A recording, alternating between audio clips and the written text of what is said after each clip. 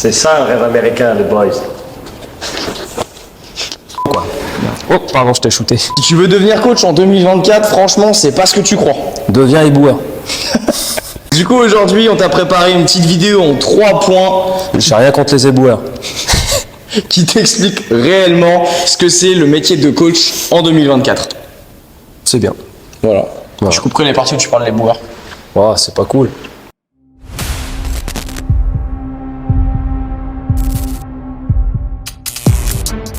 Premier point, on va te parler un petit peu de notre parcours déjà. Ouais, c'est ça, on va faire un petit peu connaissance. Donc en gros, comme tu le sais, nous on est éducateur sportif, donc pour ça, il faut avoir un petit diplôme quand même assez professionnalisant pour qu'on puisse l'obtenir. Donc moi par exemple, j'ai passé une licence TAPS, donc mention entraînement sportif. Ouais. Et déjà là, c'est loin de ce que tu peux t'imaginer, d'accord? On fait du handball, on fait du volley, on fait tout comme au lycée en fait, avec de l'anthropologie du sport. Vachement chiant. Donc en fait déjà tous les racleurs de bidet qui veulent venir en STAPS parce qu'ils pensent que ça va être du sport, eh ben non. Vous dégagez sur. Déjà vous prenez la place pour des gens qui veulent vraiment s'investir dedans. Et voilà quoi, c'est pas la cul des chiottes STAPS. Voilà. Du coup, pour ma part, j'ai fait un BPGEPS parce que le BP, on sait que c'est sur 1 an, c'est un brevet qui est professionnalisant. Et je savais le projet que je voulais mener, la mission que j'avais. Et donc, du coup, le chemin le plus direct pour aller au point Z, moi j'étais au point A, le point A c'est-à-dire pas le droit de coacher, et mon point Z du coup c'était ouvrir cette structure et véhiculer l'image de tout ce qu'on avait. Le chemin le plus rapide qui m'a empêché de passer par B, par C, par D, par E, le truc c'était voilà directement de A à Z. Le BPGEPS, c'était à l'époque du moins le plus court. Du coup j'ai fait ça exprès. Donc le BPGEPS par contre, il y en a beaucoup trop, tous les ans, que ce soit là en 2023 quand on a eu nos alternants, que ce soit quand moi j'y étais il y a quelques années. Tout le monde est très déçu du contenu du BPGEPS. Vous enflammez pas, c'est un brevet professionnalisant. C'est tout ce que c'est. En fait, ça vous aide à encadrer un public en toute sécurité. Ça vous fait pas de vous des experts de la préparation physique. Ça, c'est plus votre expérience terrain et puis les autres formations qu'on peut faire derrière. Même principe que pour le STAPS, en fait, le diplôme, c'est juste une clé d'accès pour exercer la profession. Mais en aucun cas, ça exprime votre niveau à encadrer des gens, etc., votre niveau de compétence, exactement. Voilà. Donc, par exemple, en STAPS, c'est par exemple au niveau des connaissances, pareil, on a beaucoup de connaissances qui sont datées, donc bien sûr, ça dépend aussi des intervenants. On peut avoir de très bons intervenants comme de très mauvais, mais aujourd'hui, en STAPS, on vous apprend plutôt à être des théoriciens du sport sur 3-5 ans, ce qui est long, c'est cursus universitaire, comparé à être vraiment des praticiens du sport, à vraiment être sur le terrain et à inculquer aux gens. Donc ça, c'est vraiment quelque chose à prendre en compte, parce que là où les BP et tout ça, ils sont très vite sur le terrain, etc. Et ils apprennent vraiment des choses concrètes comme l'anatomie et la physio. Nous, on va apprendre aussi anatomie et la physio, mais étant donné que c'est sur 3 ans, on va être sur du très très long, ce qui fait que, comme tout à l'heure, on va apprendre de la socio, on va apprendre de l'anthropologie, tout ça lié au sport, mais vraiment, c'est loin de ce que l'on peut imaginer lorsqu'on va en STAPS en fait. Alors attention, que ce soit un BPGEPS, que ce soit un DUG, que ce soit une licence STAPS ou un master, le fait d'avoir le diplôme, peu importe le niveau d'études, ne garantit en rien la compétence. C'est ce qu'on a dit dans le vlog précédent, si tu l'as pas vu, il s'affiche là. Ta main elle est hors champ. C'est pas grave. Ouais, il a été mal compris. On s'est reçu des tonnes d'insultes de gens qui valorisent beaucoup trop le diplôme par rapport à la compétence réelle. Réfléchissez un petit peu à aller voir des compétents plutôt qu'à aller voir des gens qui sont diplômés. C'est ça. Et pour vraiment compléter un petit peu notre avis sur le diplôme, on a fait un podcast il y a très très longtemps sur diplôme versus pas diplôme, qui est le 6e épisode de la saison 1 de l'éveil et la force. Donc du coup, on t'invite à aller le voir si tu veux vraiment avoir notre réflexion entière sur ce qu'on pense des diplômes. Hey. Ouais. Oh, elle est là la caméra, je l'ai pas vu. Mais dis-moi, ton débardeur aussi, c'est un débardeur Witness Break. Ah mais ouais. Et en plus, pour tous ceux qui n'ont pas pu l'avoir pour le Murph, c'est la même coupe. Donc franchement, Fallait pas foirer les précommandes. Point numéro 2, ce qu'on pensait en ouvrant la salle. Ouais.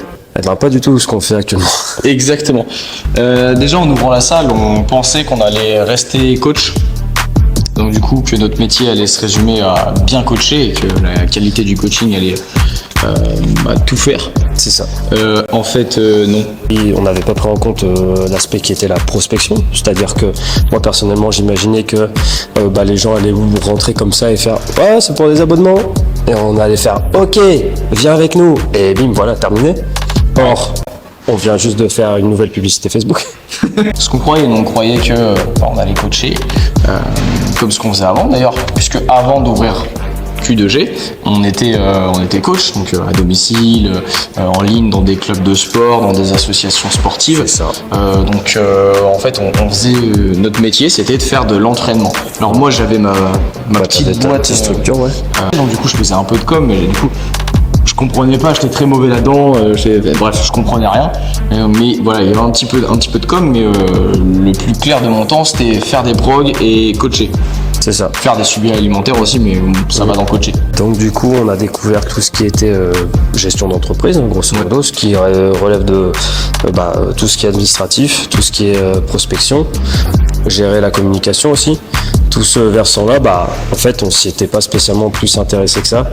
Ouais, exactement. Ce qui fait qu'on s'est pris une grosse claque en ouvrant. Quoi. Ouais. Toi, t'avais déjà un petit peu le pied dedans. Oui, c'est ça. Après, si tu es coach sportif et que tu es employé par une structure ou alors que tu as une micro-entreprise, c'est différent. Ton rôle va être de bien coacher. Et encore une fois, même moi, quand j'ai commencé à coacher, je pensais réellement que ça allait être de la programmation, du détail, des trucs de ouf, de la précision. Du coup, je voulais savoir la meilleure périodisation, le meilleur timing au niveau alimentaire et tout ça. Alors que 90%, et sans déconner, le métier de coach, c'est juste de la relation humaine. Si ton relationnel est pourri, tes élèves n'auront pas de résultats, tes clients n'auront pas de résultats. S'ils n'ont pas de résultats, t'as pas de gain, quoi. De gain, ton service est pourri, tout ça. Souvent, c'est l'erreur des jeunes coachs. Du coup, je l'ai fait à mes débuts. Quand j'ai commencé dans mon BP, je coachais les gens avec précision, genre donnais 300 000 détails. J'étais là, tu fais ci, tu fais ça, tu fais ça. Alors qu'en fait, c'est du relationnel et de l'écoute. Ça, je l'ai compris que très récemment encore. Parce que moi, j'ai une approche qui est un peu hardcore. Mais du coup, voilà, le principal, c'est de l'écoute. Et si t'es pas à l'écoute de ton client et que tu veux faire un truc hardcore, parce que toi tu t'entraînes de façon hardcore, ça fonctionnera pas parce que tes clients sont pas toi. C'est ça. Donc en fait, on a dû apprendre sur le terrain beaucoup de choses que du coup les BP ou les STAPS ou les CQP très récemment ne nous apprennent pas, c'est-à-dire du coup gérer une entreprise, quoi. Gérer une entreprise et les relations humaines. Donc bien sûr après en STAPS on a un truc, on a de la psycho et de la socio qui nous sensibilise à ça, mais après si tu es un profond connard, connard, tu vas un petit peu galérer. Donc le relationnel humain est vraiment sans doute la clé pour avoir un noyau solide d'adhérents, de clients, tu les appelles comme tu veux. Ouais, c'est ça. Et puis même si tu es employé par la structure, en fait, si tu veux que ton élève, ton client, ton adhérent, ce que tu veux, te fasse confiance et te suive, en fait, il faut que tu sois à son écoute et que voilà, il y ait une relation qui se crée. Donc du coup, c'est vraiment 90% du taf. Et après, effectivement, si tu sais pas comment on programme et si tu coaches comme un abruti, personne ne va pas rester. Par contre, c'est vrai que tu seras mauvais. C'est-à-dire que les 10% de précision, tu les as même pas, tu vois. Et si jamais tu veux devenir coach, on est formateur à partir de janvier 2025 avec Moovit pour que tu puisses tout simplement obtenir ta carte professionnelle en 4 mois seulement. Et donc du coup, tout à l'heure, Quentin t'expliquait qu'avec le BPGEPS, tu allais du point A au point Z. Là, tu démarres directement au point Y. Troisième point, la réalité du terrain. On a beau être juste des coachs sportifs avec des cartes professionnelles, etc. Lorsque l'on monte une entreprise, faut la prendre au sérieux vis-à-vis de toi et vis-à-vis des autres personnes. Donc c'est-à-dire que même si tu n'es pas gérant d'une entreprise automobile, une grande marque d'import-export, faut quand même prendre ça au sérieux parce que tu restes quand même une entreprise, tu restes assujetti aux mêmes choses que toutes les entreprises sur le territoire français. Nous, au tout début, donc comme on l'a expliqué dans le point numéro 2, on pensait qu'on allait être coach et qu'on allait avoir une entreprise. Donc moi j'avais déjà en tête que effectivement, même si notre but c'est d'avoir une mission, d'aider les gens et d'avoir un service qui est incroyable et en fait de transformer les gens sur du long terme, de changer leur vie. Comme tu l'as expliqué, ça reste une entreprise ça a but lucratif et on peut pas toujours être en déficit. Donc c'est-à-dire que c'est rigolo une année, tu vois, mais voilà, si tu t'amuses à être tout le temps en déficit, et en fait il y a un moment où ça va pas, tu dois des sous à des gens. Moi j'ai fait un petit peu là déjà le deuil de mon métier de coach sportif, c'est-à-dire que j'ai été coach sportif, donc c'est vrai que je continue de coacher, en privé, je continue de coacher quelques classes groupes, tout ça, mais là on est en fait des chefs d'entreprise, donc même si tu es à une auto-entreprise, ce qui n'est vraiment pas la même chose et ce qui est beaucoup plus simple à gérer et tu as beaucoup moins d'emmerdes, il faut vraiment le prendre comme chef d'entreprise. Et donc du coup on est passé vraiment sur un état d'esprit et des actions de chef d'entreprise. On va pas se mentir, tous les coachs qui sortent de formation et qui persistent dans le milieu seront principalement en EI. Il y a très peu de gens qui font l'ouverture d'une salle, etc. Que vous soyez employé ou alors que vous soyez prestataire en EI dans une structure ou quoi, soyez pas égoïste. On ne peut pas être coach parce qu'on aime bien s'entraîner. Ça j'en ai vu plein en BPGEPS, j'aime bien m'entraîner, du coup je suis coach. Du coup moi ça fait 5 ans là que je coach. Les autres non en fait, donc c'est-à-dire que vous perdez votre métier, vous perdez votre temps, vous avez fait perdre des sous, donc si vous vous êtes fait payer votre formation par vos parents, pour ceux qui ont cette chance là, vous avez fait perdre de l'argent à vos parents, ceux qui ont été financés par Pôle emploi à la région ou qui ont été en alternance, en fait vous avez fait perdre de l'argent à quelqu'un et du temps à vous. Donc du coup si vous aimez vous entraîner, donc du coup vous voulez devenir coach, c'est pas le bon métier pour vous. Si par contre vous aimez transmettre et vous voulez changer la vie de vos clients ou de gens, et là effectivement ça peut être le bon bail. Oubliez aussi le fait d'avoir 36 000 heures pour s'entraîner, justement quand on gère une entreprise, qu'on est coach, tout ça, on est dévoué à nos clients, et donc du coup forcément nous on s'oublie un petit peu, on oublie un petit peu notre fitness à nous. Même si c'est très important, puisque on voit aussi des coachs qui s'entraînent pas du tout. Et là, c'est plus des imposteurs que des vrais coachs. Assurez-vous d'aller dans des études pour le sport, pour devenir coach sportif avec un but. Et d'ailleurs, prenez ce terme à cœur, parce qu'en soi, on dit coach sportif, c'est un abus de langage. Sur la carte professionnelle, il y a marqué éducateur sportif. Donc du coup, c'est vraiment quelque chose de général, parce que notre métier, c'est vraiment éduquer les gens.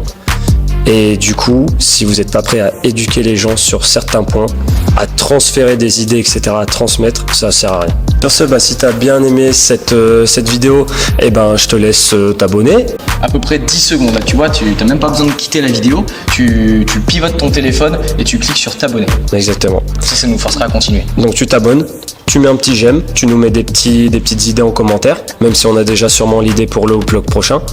Prochain d'ailleurs. Exactement. Et sur ce, tu partages à ton pote qui fait de la muscu depuis 6 mois Basic Fit et qui veut devenir coach.